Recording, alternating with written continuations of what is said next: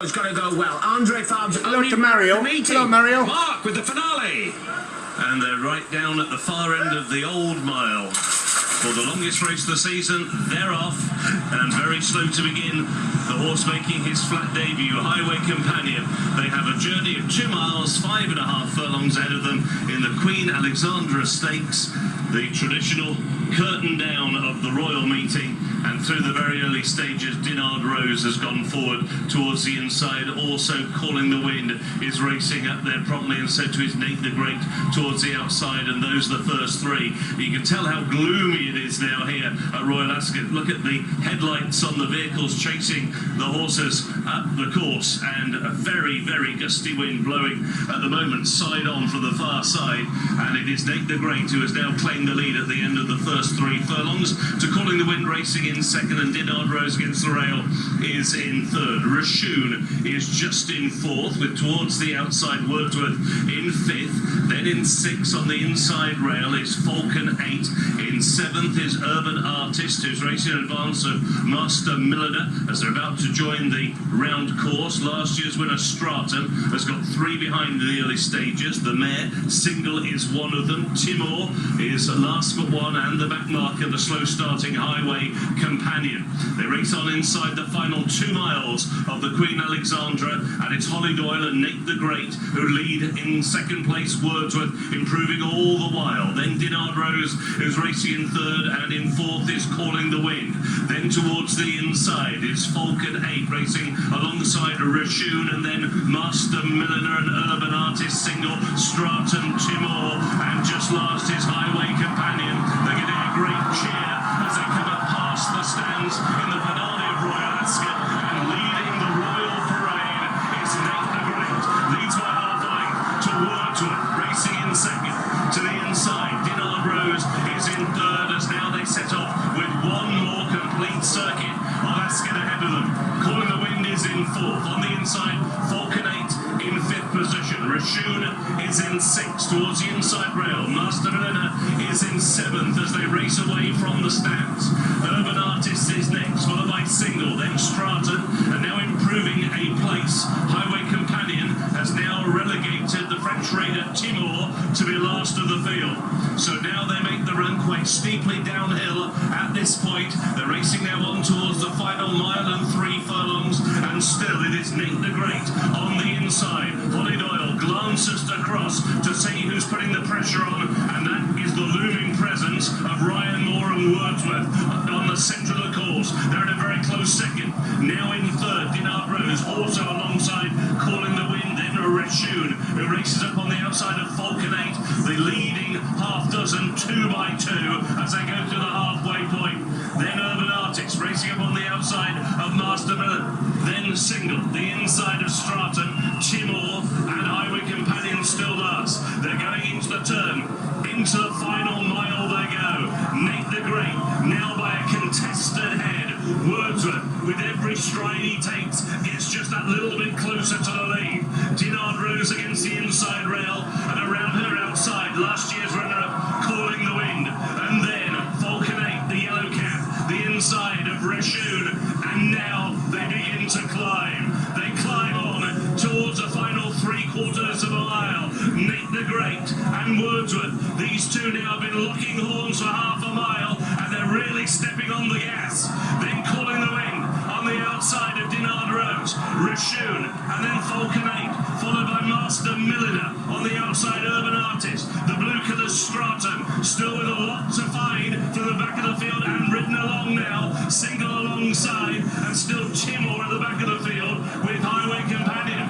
They're beginning to make the turn in, and they've still got 3.5 furlongs to go, and still they're slugging it out. Wordsworth on the outside of Nate the Great, like 2 heavyweights here. Towards their outside, Rashoon slingshots now to deliver a challenge. Calling the Wind with the big white blaze has got every chance, and then Falcon 8 to the inside, and now it's Calling the Wind and Wordsworth. Rashoon on the outside, Timor from a long way back is staying on the inside. Falcon 8, they still have a furlong to go. Rashoon now noses the lead. Calling the Wind in second. Stratum now. Go on, Stratum. Pick it up, but he's running out of time. Go on, Stratum. Rashoon has the lead. Stratum now. Go on. With Get up! Ah, 9 to 1. From Rochelle calling the win. Falconay, Timor followed home by Wordsworth, who didn't get home over this distance, and then on the outside, Urban Artist. So Stratum has won. He was one of the first off the bit as they came up the hill, but he has won for William Buick. His 5th win of the meeting, an 8th win at Royal Ascot for trainer Willie Mullins, who has now settled the winner of this race on 4 occasions.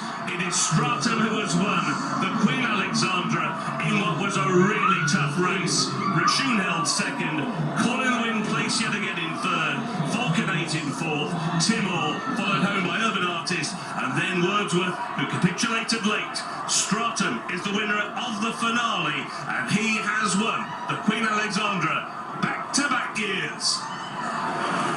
2 back-to-back winners, the Wokingham and the Queen Alexandra Stakes today. Stratum wins the race for the 4th time for Willie Mullins, went off at 10 to 1. Rochelle ran big in 2nd at 20 to 1, Adele's paddock pick. Calling the Wind 3rd at 13 to 2. 5, as he says, for Will Buick. He had to work though, because Megan, this was some back. I think the best thing for Stratum that it turned into such a slog and a stamina test.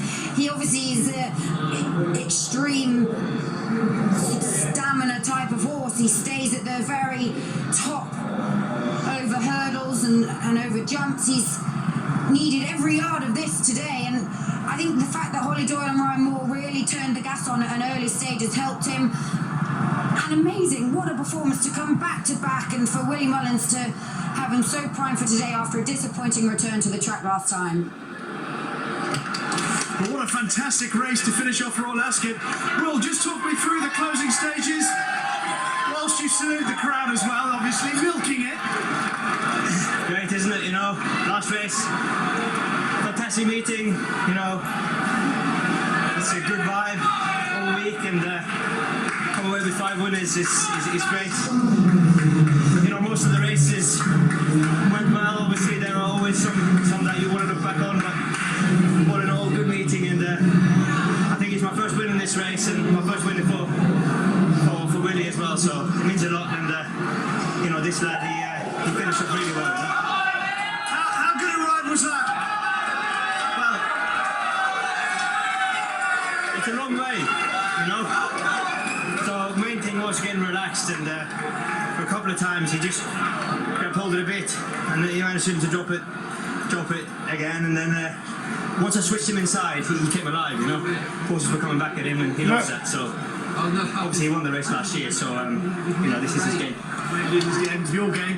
Steph, Will saying this is his game. How much did you enjoy watching the race? I mean, there were a few nervy moments. Yeah. No, he's brilliant, and it's like the yard legend. Nicole rides him every day, Connor looks after him. I'm just the lucky one that gets to bring him here. He's just a dude. He is a dude. A great way to finish the meeting. Well done to you all. 5 for the week, Will. Thank you, Rich.